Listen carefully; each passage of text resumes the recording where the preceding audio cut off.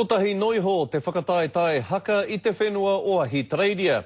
Ki uru atu o rātou kapa haka ki te matatini a te rātou. E rua ngā kapa haka no te rātou, ka kitea tonutia ki te matatini I tēnei tau.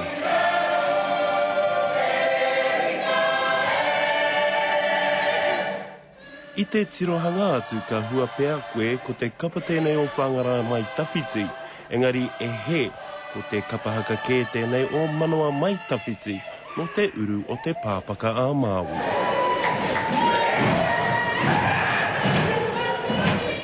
Te kapahaka toa o te whakataetai haka ārohe o Ahitereiria.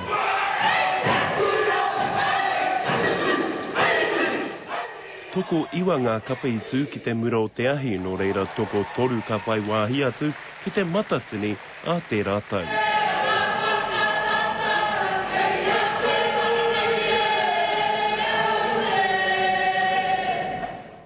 I toa poi piripi I te whakataeta I te tau 2008, engari I tēnei tau, I tuarua rātou.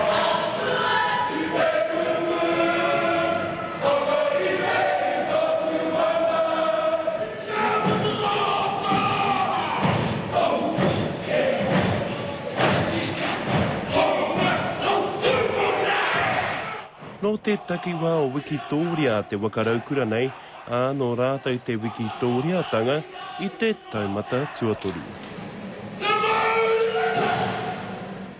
Mai tōna timatanga kua tino mate ngā kapahaka o konei kia tai atu ki te whakataetai ārohe.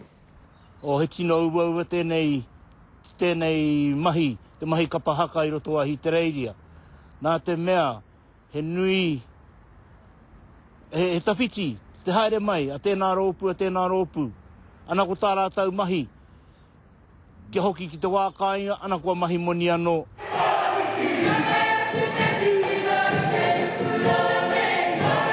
Nā whai anō te whakaaro kia waiho mā tēnā rohe mā tēnā rohe tōnā ke whakataetai e whakahaere.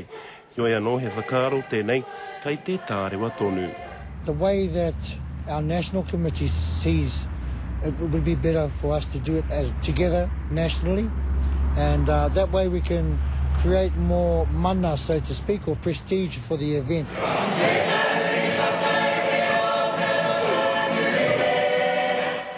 Kai te mana no te taumata o ngā mahi a ngā kapa I tēnei whakataetai. Kai te kitea kia hau ko etahi o ngā rōpū, kai roto I a rātau ko etahi o ngā tangata. I hare mai te wākāinga, a kwariro mai ki a rātau, te kaha, te mauri, te tapu o ngā mahi a tāne roto. Well, the standard is very, very high now because we're at a national level and there's groups coming from all over Australia, we're getting different levels of leaderships and culture. Kioi anō I te tuatai ko te ararua ki te kohi pūtea kia hoki mai ai ngā kapahaka o Ahitereiria ki te matatini o te rā, a te tau e tū mai nei. Anzac Pikia, te karere.